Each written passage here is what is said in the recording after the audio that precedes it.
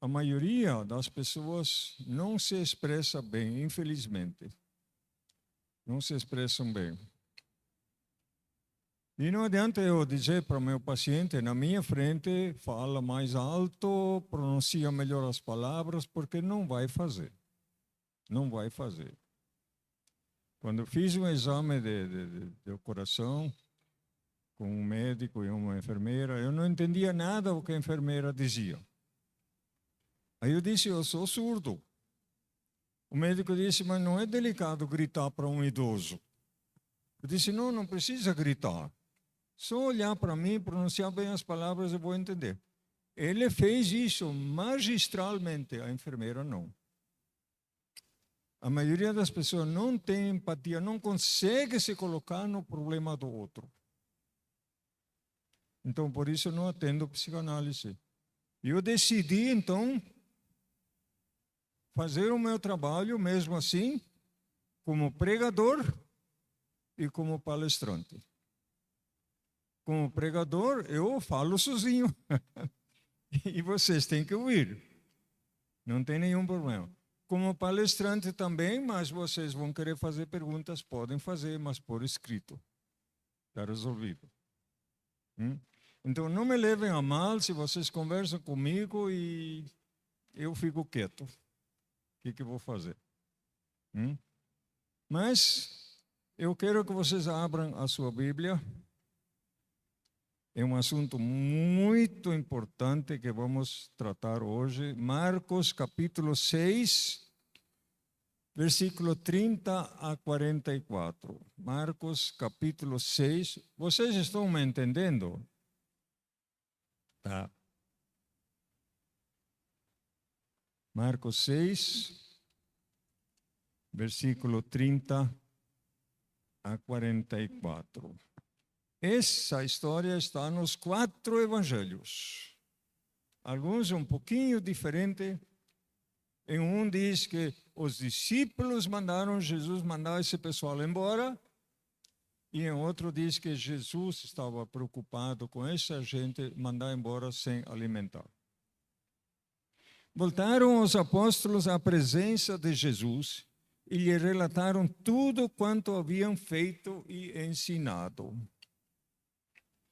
E ele lhes disse, vinde repousar um pouco à parte, num lugar deserto, porque eles não tinham tempo nem para comer, visto serem numerosos os que iam e vinham.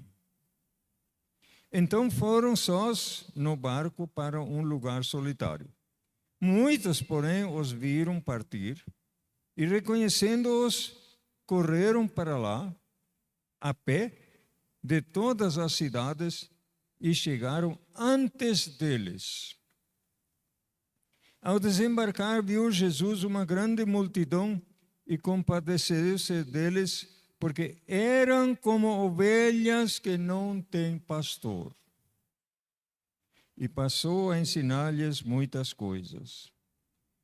Em declinando a tarde, vieram os discípulos a Jesus e lhe disseram, é deserto este lugar, e já avançada a hora, despede-os, para que, passando pelos campos ao redor e pelas aldeias, comprem para si o que comer. Porém ele lhes respondeu, dai-lhes vós mesmos de comer. Disseram-lhe, iremos comprar 200 denários de pão para lhes dar de comer? E ele lhes disse, quantos pães tendes? E de ver. E sabendo eles, responderam, 5 pães e 2 peixes. Então Jesus lhes ordenou que todos se assentassem em grupos sobre a relva verde. E o fizeram repartindo-se em grupos de 100 em 100 e de 50 em 50. Tomando ele os 5 pães e os 2 peixes, erguendo os olhos ao céu, os abençoou, e partindo os pães, deu-os aos discípulos para que os distribuíssem, e por todos repartiu também os 2 peixes. Todos comeram e se fartaram, e ainda recolheram 12 cestos cheios de pedaços de pão e de peixe. Os que comeram dos pães eram 5.000 homens. Então vamos lá. Surge esse problema. E sempre quando surge um problema, esse problema deve ter uma solução. Agora, se a pessoa anda resmungando e se concentrando no problema, lamentando o problema, não vai encontrar uma solução. Não encontra. Porque detrás de cada problema tem uma oportunidade. Eu li o livro do Marcos Domingos, Oportunidades Disfarçadas. E ele prova por A mais B que todo problema por detrás tem uma oportunidade. Na pandemia, por exemplo, quem viu uma oportunidade atrás do problema ficou rico. E quem lamentou, perdeu o emprego, ficou na penúria. Agora, esse problema que surge ali. Em outro evangelho diz que Jesus falava que essa gente já está 3 dias com ele. Aí eu fico a pensar, mas onde é que ficaram de noite? 3 dias. E que não poderia despedi-los sem alimentar. Sempre quando tem um problema é um desafio. O desafio que nós temos aqui, que eu apresento, são os 35.000 desigrejados. Mas já vou mostrar como se resolve esse problema.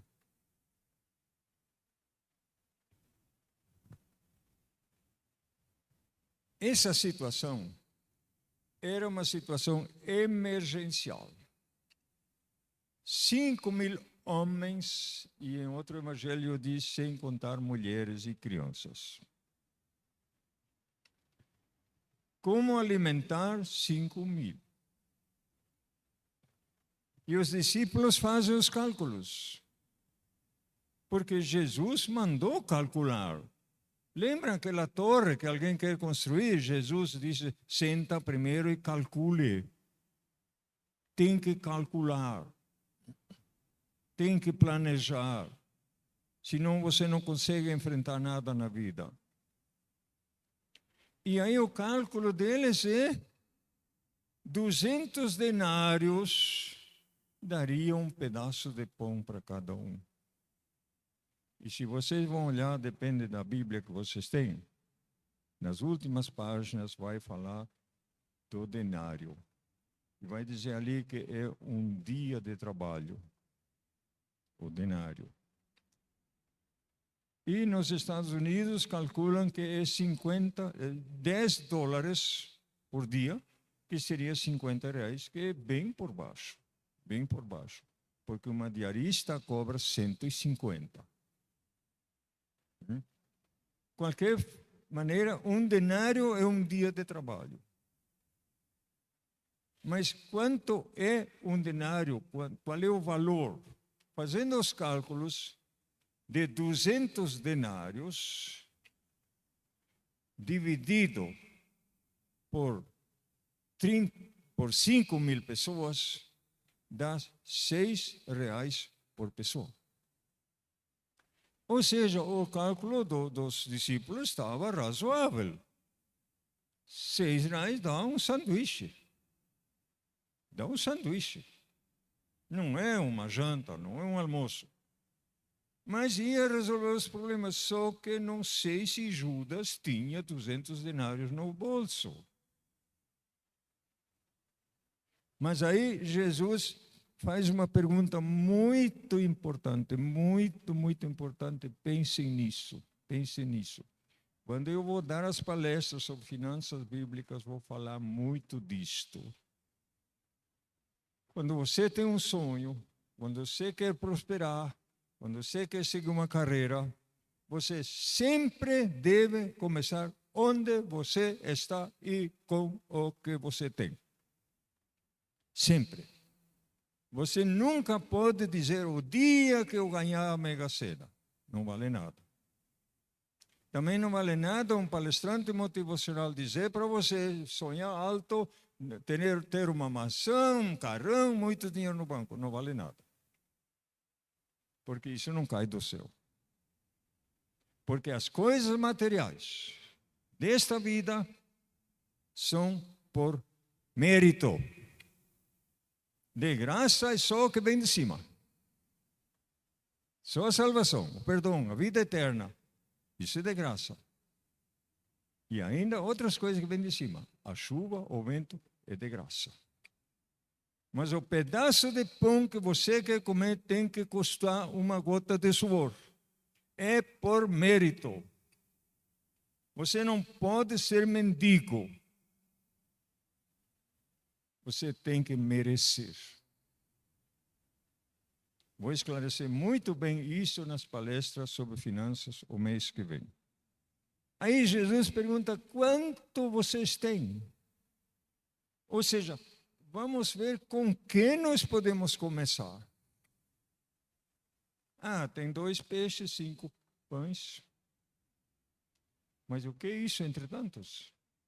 Claro que aí entra um milagre. Não dá para negar, isso foi um milagre e tanto. Isso aí não tinha outra maneira de resolver aquilo lá. Mas agora, se nós colocamos esse problema aqui em Ponta Grossa, para as 309 igrejas, e Jesus perguntasse, o que vocês têm? Se perguntasse para a 4ª igreja presbiteriana renovada, o que vocês têm? Eu ia dizer assim, nós temos pessoas. Tem pessoas que oram muito, pessoas que contribuem, pessoas que espiritualmente estão às alturas. E então Jesus vai dizer, trabalhe com essa gente. Vamos usar essas pessoas para alimentar, para alcançar com o pão da vida os 35 mil desigrejados. Mas essa estatística é de 2015. Semana passada eu vi alguém dizer que são 20%, não 10%, os cristãos fora da igreja. 20% em Ponta Grossa dá mais de 70 mil. E vai crescer. Um desafio e tanto, né? Parece impossível. Mas a pergunta é, por onde vamos começar? Vamos começar com aquilo que nós temos, com vocês. Nem que sejam 10 casais, ou 5, ou 1. Vamos começar com vocês que vão querer aceitar o desafio, um casal encontrar outro casal que está fora da igreja. E vocês têm esses casais nos parentes, nos amigos, nos vizinhos, nos colegas de trabalho. Não precisam ir longe. Mas eu vou ensinar hoje como começar, como chegar, como dar o tom da conversa para eles querer te ouvir. A partir do que tem. Quantos casais tem esta igreja? 40, 50? Quantos casais estarão disponíveis a aceitar o desafio? 10, 15, 5? Aqui ninguém é obrigado a nada. Nada. Vocês não são membros porque alguém obrigou. Vocês são membros porque vocês pediram. E vocês foram aceitos porque vocês pediram para ser membros desta igreja. Aqui tudo é voluntário. Claro que se você postula um cargo, diácono, presbítero, você assume compromissos. Não é mais voluntário. Mas você vem na igreja quando quer, você oferta quanto quiser, você ora quando quiser, você está livre. Mas vamos ver. Como é que organizamos isso? Jesus organizou. O que ele mandou fazer? Todo mundo deve sentar. Não pode andar correndo por aí. Grupos de 50 e de 100. Por aí, eu calculo que Jesus tinha só 30 minutos para alimentar os 5.000, porque já era no cair da tarde, o texto diz isso. E agora ele põe primeiro a casa em ordem. Todo mundo sentado na grama. De 50 e 100. De onde vem esse número, 50 e 100? Vem lá de Moisés. Moisés estava atendendo o povo o dia todo, a fila interminável lá no sol de 50 graus. E aí Jetro está olhando o dia todo. O que Jetro entendia do trabalho de Moisés? E no fim do dia ele diz: está tudo errado. Você vai desfalecer, o povo vai desmaiar nas filas. Está errado. Ah, mas o povo vem consultar a Deus e eu tenho que atender. Não, está tudo errado. Olha a importância, veja só, a importância de alguém olhar o trabalho da igreja, alguém de fora. Alguém de fora. O que Guilherme entende desta igreja? Não entendo nada. O que Jetro entendia do trabalho de Moisés? É muito importante ouvir a opinião de alguém que olha de fora. Vai ver problemas que vocês nunca enxergam. E vai apontar a solução. Jetro disse: escolhe líderes de 10, de 50, de 100 e de 1.000. Não tem de 500. 10, 50, 100 e 1.000. E põe-nos para atender o povo. O líder de 10 vai atender essas picuinhas lá, uma briga entre parentes, entre negócio de crianças com vizinhos. Esse líder de 10 vai atender isso. Não precisa trazer para o líder máximo. O líder de 50, ele vai ter 5 líderes de 10 e ele vai cuidar do grupo de 50. Assim também o líder de 100, o líder de 1.000 já é lá. Só as coisas que esses líderes não conseguem resolver, vem para você. E aí você vai viver em paz.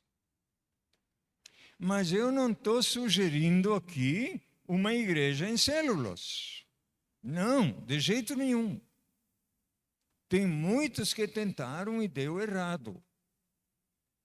Outros tentaram, foram bem-sucedidos. O que eu estou sugerindo aqui é de casal para casal.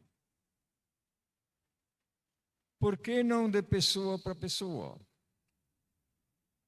Porque eu não aconselho um homem evangelizar uma mulher. Ou uma mulher evangelizar um homem. Porque vai dar problemas. Agora, um casal, evangelizar casal, não vai dar problemas. E quando evangeliza o casal, tem a família junto, os filhos. Então, tem que se organizar. Tem que organizar a igreja e tem que ver como isto vai ser com a multidão, que são mais de 35 mil desigrejados. Se nós dividimos 35 mil com as 309 igrejas, vai dar, em média, 115 pessoas para cada igreja. Melhorou, né? Média.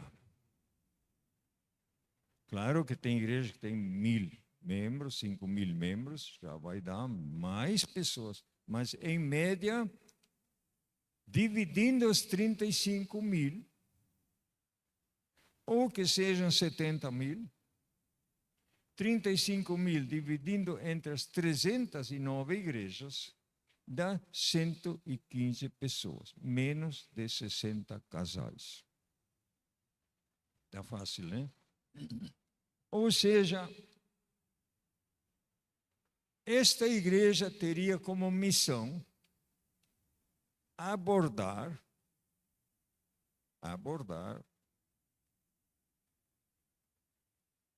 60 casais.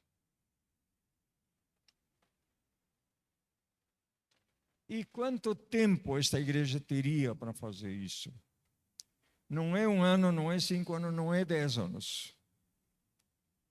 Tem que fazer isso antes que o casal morra. Esse é o prazo.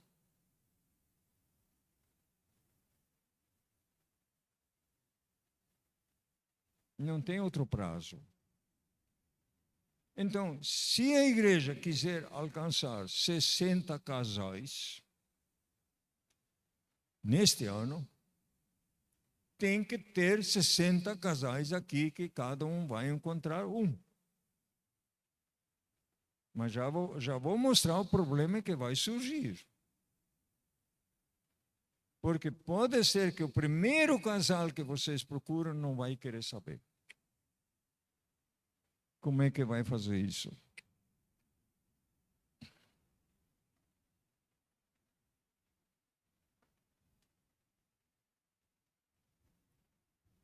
Eu fico impressionado com os números na Bíblia. 5.000 homens, sem contar mulheres e crianças.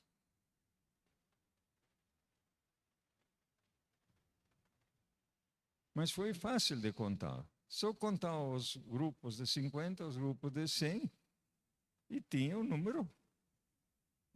Agora, digamos que na BR tem uma lanchonete que atende ônibus. Aí vem 4, 5 ônibus, tranquilo, 12 garçons, atende facilmente, porque o motorista sempre vai dizer 30 minutos. São os 30 minutos que Jesus tinha para alimentar os 5.000. Só que uma vez vem 100 ônibus com 50 passageiros. E os motoristas dizem 30 minutos. Vocês imaginam essa situação? Aí os primeiros vão se atropelar, vão correr lá dentro, vão comer tudo o que tem lá. Mas 4.500 não vão conseguir nem entrar. E vão viajar com fome.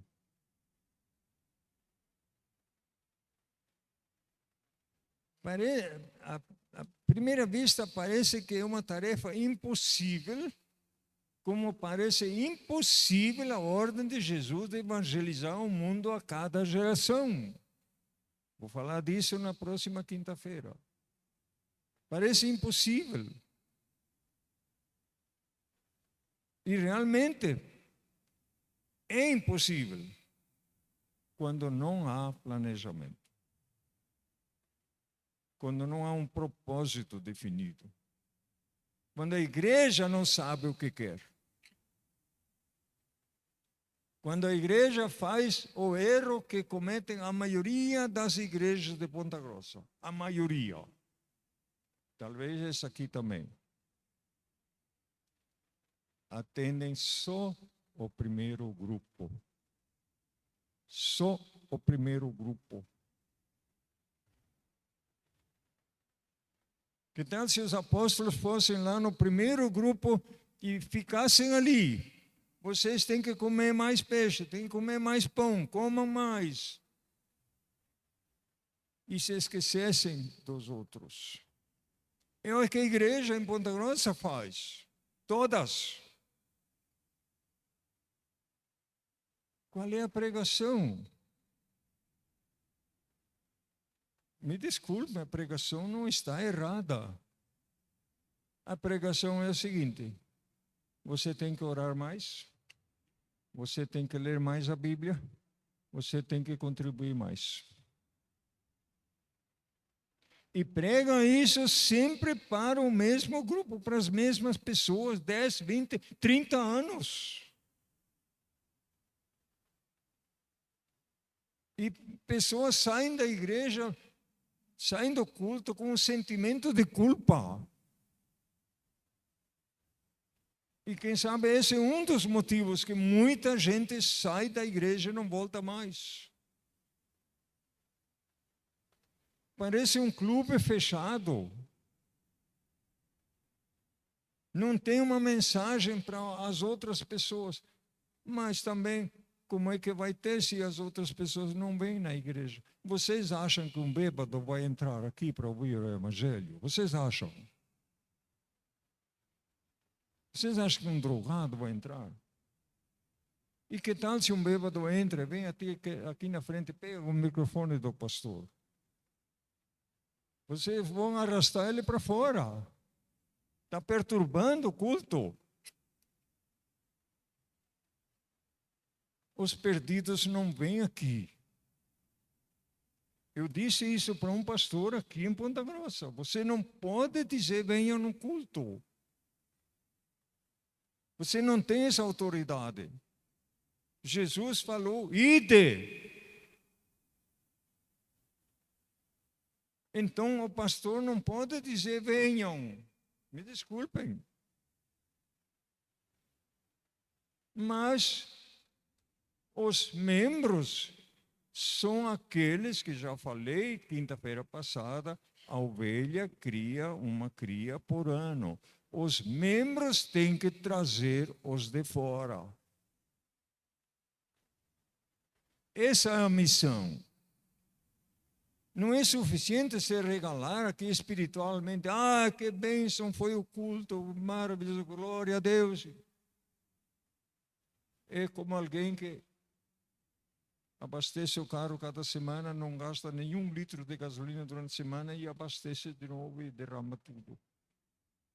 As pessoas estão derramando espiritualidade, santidade, para nada. A igreja tem que se enxergar. Eu vou pregar isso também nas outras igrejas onde eu vou conseguir chegar. É preciso que a igreja tome consciência de qual é o seu objetivo. Será que o objetivo é despertamento espiritual em 2024? Só isso? Ou é ganhar almas?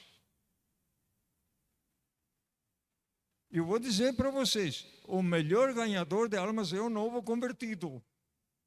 Não é aquele que está cheio de espiritualidade. Não é. O novo convertido já fala para alguém e no próximo domingo já traz alguém. É isso que nós temos que implantar.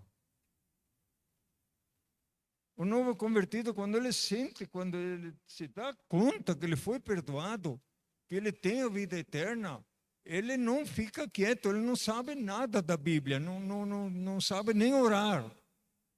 Mas ele vai falar para alguém e vai trazer no próximo domingo no culto. Vai trazer alguém.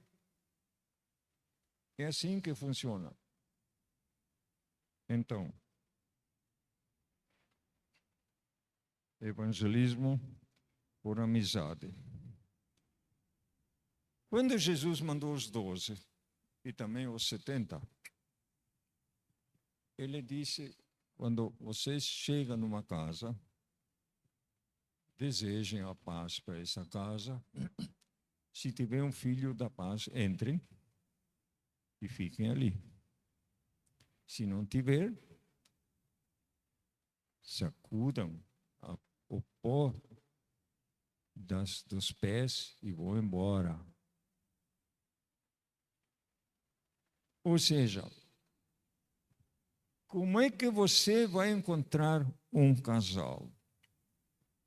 A encenação que fizemos quinta-feira passada, a irmã Lídia e eu, é no sentido de dar o tom da conversa. Você tem alguns segundos para fazer isso com teu médico, teu dentista, com teu técnico.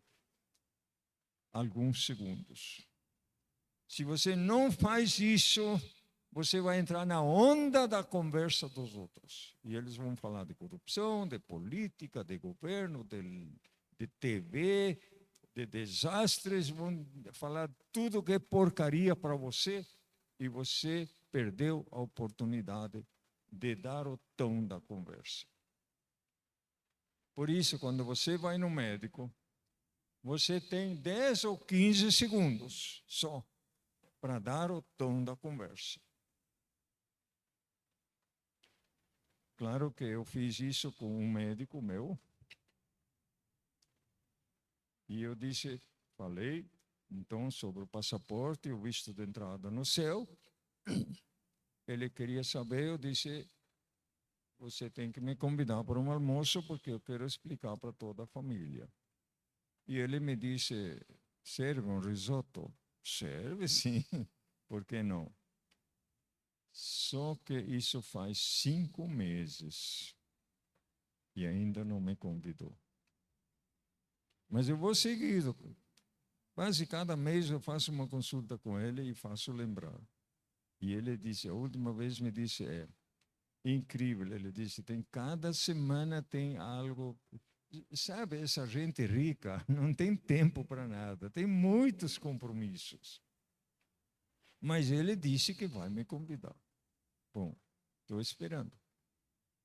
Mas eu espero que quando você procurar um casal desigrejado, conhecido, porque você vai encontrar essa gente nas tuas amizades, que você saiba dar o tom da conversa, para não esperar semanas e meses para falar do assunto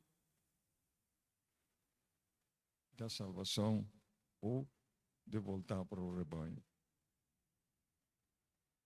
Você tem que saber no primeiro encontro, tem que saber dar o tom da conversa para saber se esse casal vai se interessar.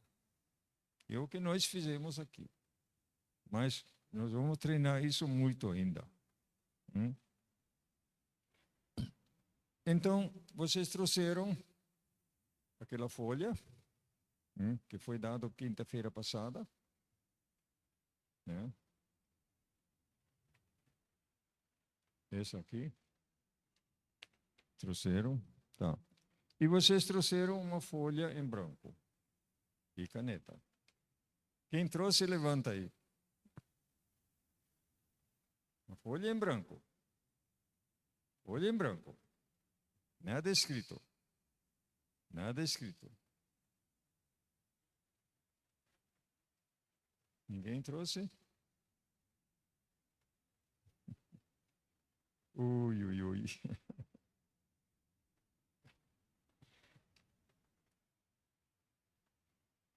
Trouxe caneta?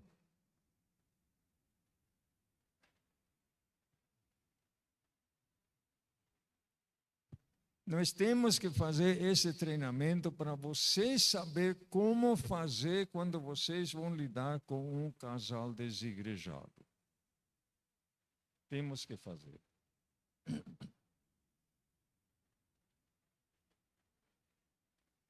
Vamos fazer de qualquer jeito. Então, eu vou pedir que alguém traga também aqui um cesto de lixo. Uma lixeira. Sim.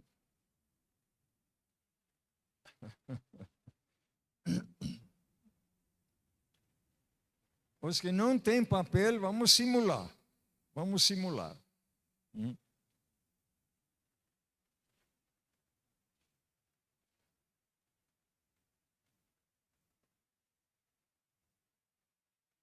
Pode rasgar no meio uma papel A4. Não precisa ser tão grande assim.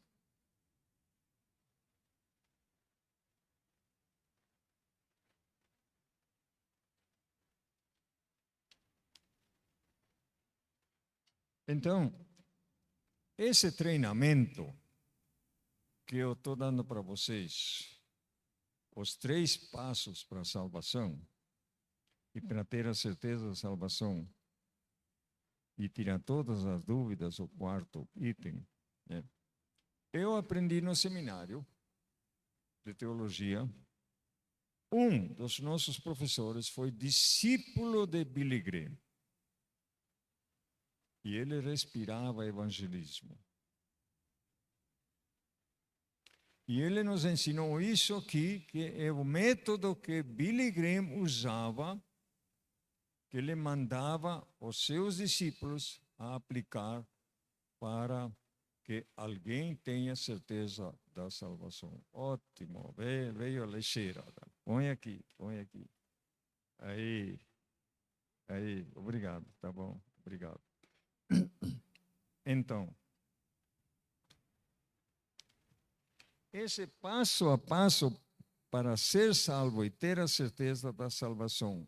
Primeiro, vocês têm a folha ali, né? Primeiro, reconhecer que é pecador. Reconhecer que é pecador. Aí tem um versículo bem claro: se dissermos que não temos pecado nenhum, a nós mesmos nos enganamos e a verdade não está em nós. Se dissermos que não temos cometido pecado, fazemos-lo mentiroso e a sua palavra não está em nós. Pois todos pecaram e carecem da glória de Deus. Primeiro passo, tem que reconhecer que é pecador. Mesmo que já seja batizado, que seja membro de uma igreja, faça isso assim mesmo. Porque vocês vão encontrar esses desigrejados, eles sabem tudo. Eles sabem tudo. Mas aplique isso aqui. Você tem que ter essa folha, tem que imprimir essa folha para dar. Sim. Tá. Já.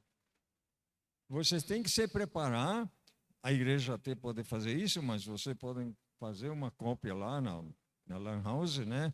Podem fazer uma cópia, 2, 3, 5, 10, se preparar com esse material para poder aplicar isso naquele casal que vocês querem reconduzir a uma igreja, não necessariamente a nossa igreja, a uma igreja. Tá. Segundo, confessar os pecados. Não é suficiente reconhecer. Tem que confessar. Se confessarmos os nossos pecados, Ele é fiel e justo para nos perdoar os pecados e nos purificar de toda injustiça. E aí também confessar o Senhor Jesus como Salvador. E agora, você manda esse casal a escrever num papel em branco, o que eu espero que vocês façam aqui, todos os seus pecados. Todos. Os que lembram, os que não lembram, qualquer picuinha que tinha com alguém, xingou uma criança, qualquer coisa, anote aí. Anote aí.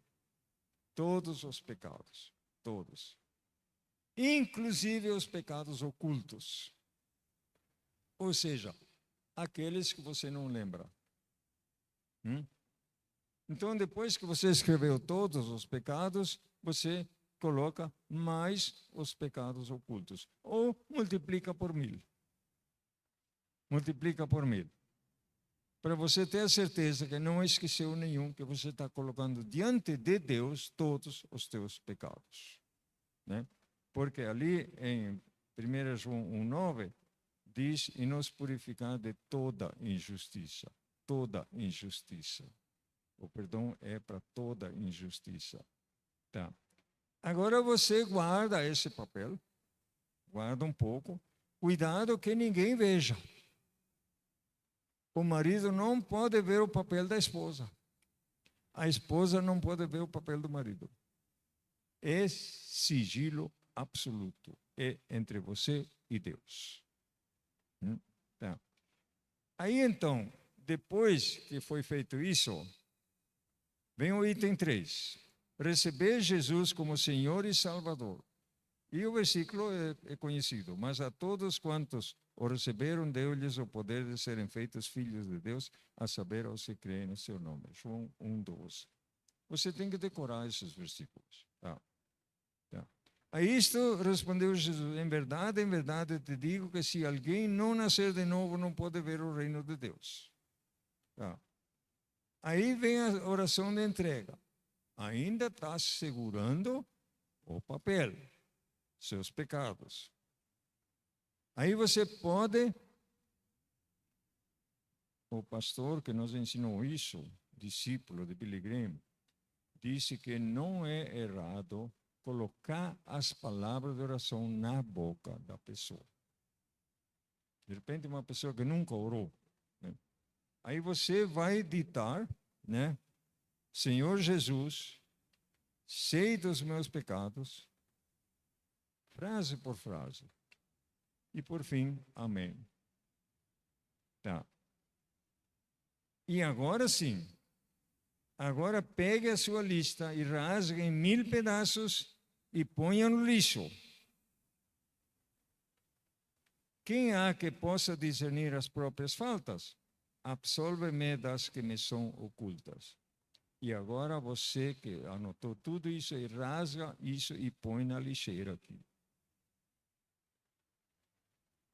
Está entendido?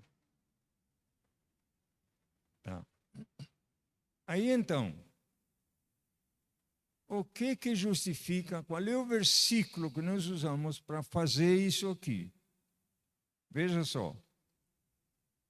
E a vós outros que estáveis mortos pelas vossas transgressões e pela incircuncisão da vossa carne, vos deu vida juntamente com ele, perdoando todos os nossos delitos, tendo cancelado o escrito de dívida. Escrito de dívida é esse papel que você tem onde você anotou teus pecados. Esse é o escrito de dívida.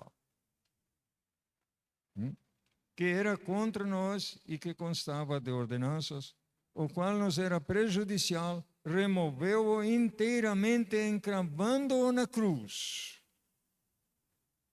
Jesus pegou essa tua culpa, essa tua dívida, e o cravou na cruz. Por isso, você coloca no lixo e esquece. Agora, você tem que trabalhar a certeza da salvação. A pessoa deu esse passo e, de repente, no outro dia está cheio de dúvidas. Será que estou salvo mesmo? Será que é assim? Aí você tem que dar uns versículos onde essa pessoa pode se agarrar. E vai se agarrar na palavra de Deus, não nos seus sentimentos, nas suas emoções. Sentimentos e emoções vêm e vão. Mas a palavra de Deus fica. Então, para conferir em caso de dúvidas, Jesus diz: vinde a mim todos os que estáis cansados e sobrecarregados, e eu vos aliviarei. E tem que falar isso para a pessoa viva. Porque a pessoa pode dizer: não, mas eu creio que quando eu morro, vou para o céu. Você tem que deixar muito claro que o morto não viaja, o morto não se muda para outro país. Se você quer se mudar do Brasil para outro país, você tem que ter passaporte, tem visto só em vida. Morreu, morreu. O que te faz pensar que para o céu é diferente? Você tem que ter a vida eterna antes de morrer. A morte não leva ninguém para o céu. Todo aquele que o Pai me dá, esse virá a mim, e o que vem a mim, de modo nenhum lançarei fora. É uma segurança. Você veio a Jesus. Ele te aceitou. Assim como você é com todos os teus pecados. Porque Deus amou o mundo, isso é muito conhecido, João 3,16. O ladrão vem somente para roubar, matar e destruir. Eu vim para que tenham vida e a tenham em abundância.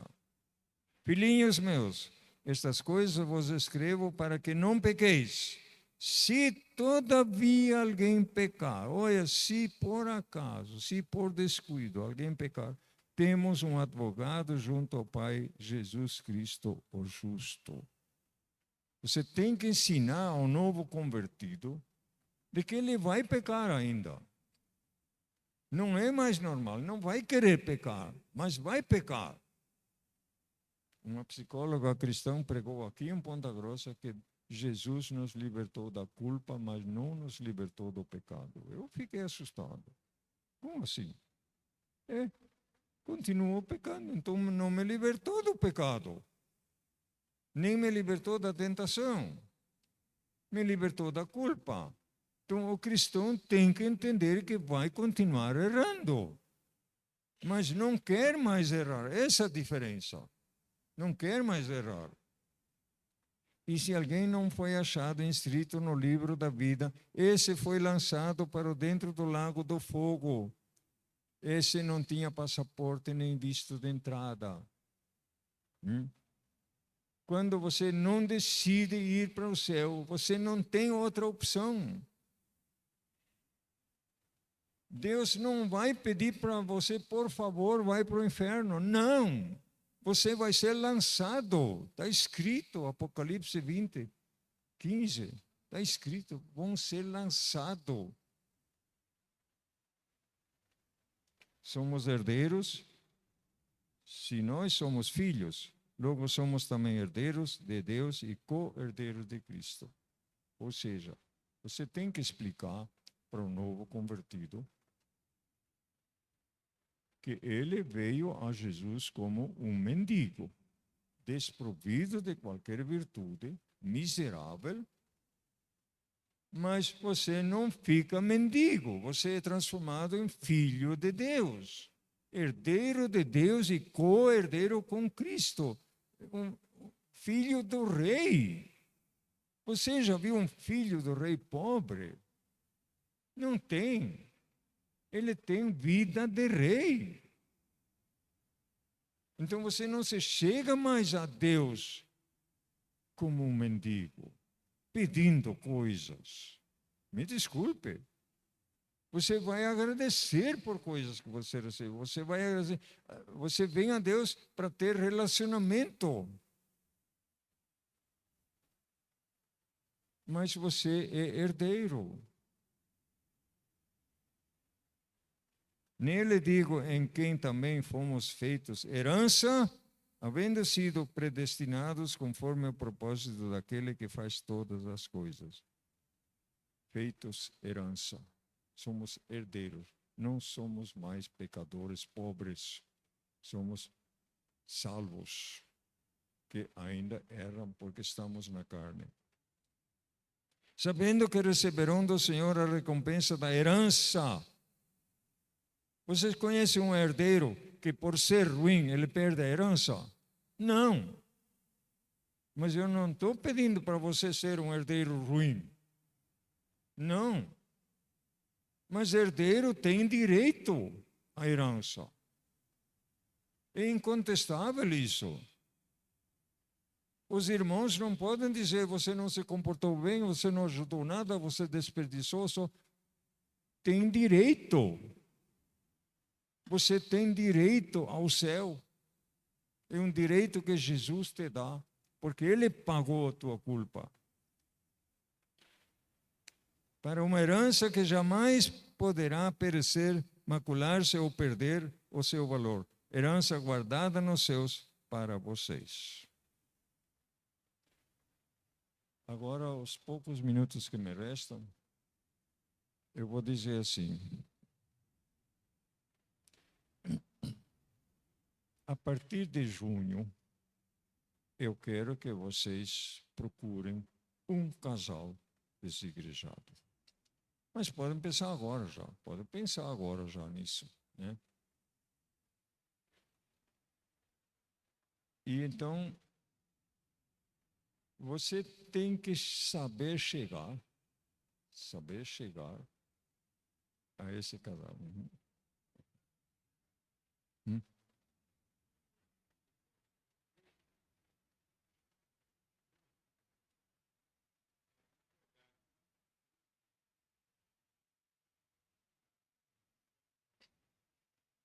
Fazer uma oração?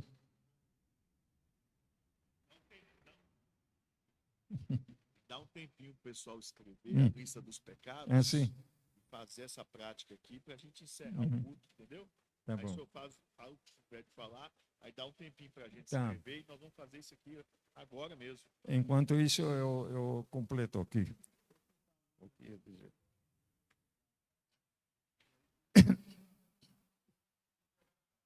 Simulem, nem que não escreveram nada no papel, né? É uma simulação que fazemos aqui, tá? Então, é muito importante isso. Como é que vocês não vão perder tempo com um casal que não quer saber dessas coisas? Porque estamos aí que nem o profeta Isaías. Ele disse: eis-me aqui, manda-me a mim, Senhor. E Deus disse: eu vou te mandar um povo que não quer te ouvir. Será que o desigrejado vai querer ouvir você? Provavelmente não. Mas tem 35 mil. Parte para o outro. O que Jesus disse para os 12, para os 70? Se não tem um filho de paz, aí sai, vai embora. Procura outro. Você não vai perder tempo com um casal que não quer te ouvir. Não adianta insistir. Então você vai para um outro casal, mas sempre naquela estratégia de você dar o tom da conversa para não perder tempo. Ou seja, no primeiro encontro com um casal, você vai saber se ele vai querer te ouvir ou não. Porque você vai dar o tom da conversa. Aquela conversa, você sabia que o reino dos céus é igualzinho ao Brasil? Se ele se interessa por isso, Deus abriu o coração dele. Você pode continuar. Mas se ele não quer saber disso, acabou a conversa. Parte para outro. Procura outro casal. E se os conhecidos terminaram, procura um desconhecido. Procura teu dentista, teu barbeiro. Procura teu médico. O veterinário. Diga para o veterinário: eu sei que meu cachorrinho não vai para o céu, mas você vai? Tem certeza? Abre um diálogo rápido assim. Você sabia que para entrar no céu precisa de passaporte? De visto de entrada? Não, não sabia. Você quer saber? Então me convida para um almoço, para um café, para um chimarrão, ou um café numa lanchonete, pode ser. Acha uma maneira. Não é difícil. Difícil é o que você se coloca como difícil, quando você não abre a tua mente. O que eu estou propondo aqui, eu sei que parece difícil, mas da maneira como estou colocando, Jesus não ia mandar os 12 ou os 70 para uma missão impossível. Não, é perfeitamente possível. Se é fácil ou difícil, esqueça. Esqueça. Vai. Amém?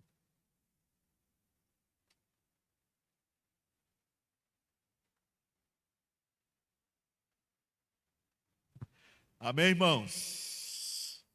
Estão preparados aí?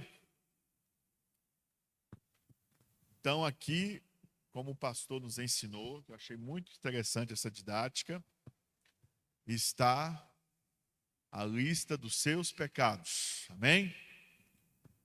Que Jesus cravou na cruz, riscou a cédula que era contra nós. Você crê nisso? Amém, irmãos? Agora nós vamos fazer o seguinte, nós vamos rasgar, se você puder fazer isso, em 1000 pedaços, se você puder, pedaço pequeno, e nós vamos colocar na mão, fazer esta oração que está aqui juntos, nós vamos ler esta oração e vamos jogar todo mundo no lixo aqui em nome de Jesus. Amém? Ô, glória! Dá para acordar os irmãos. Então já fizeram aí? Todos fizeram? Vamos rasgar?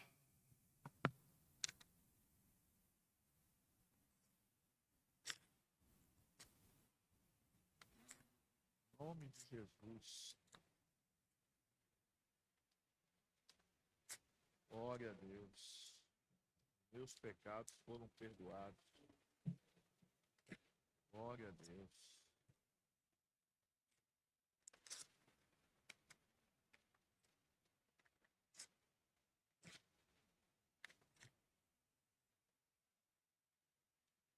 Segura aí um pouquinho, Antônio. Só um minutinho. Nós vamos orar primeiro e depois nós vamos vir jogar aqui, viu, Antônio?